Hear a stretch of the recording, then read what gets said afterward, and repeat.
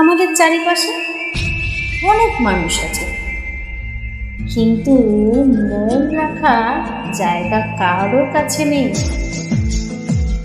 কথাগুলো ঠোঁটের পাশ ছুঁয়ে বেরিয়ে যায়, কারণ বোঝার চোখ এখন খুব কম আজকাল।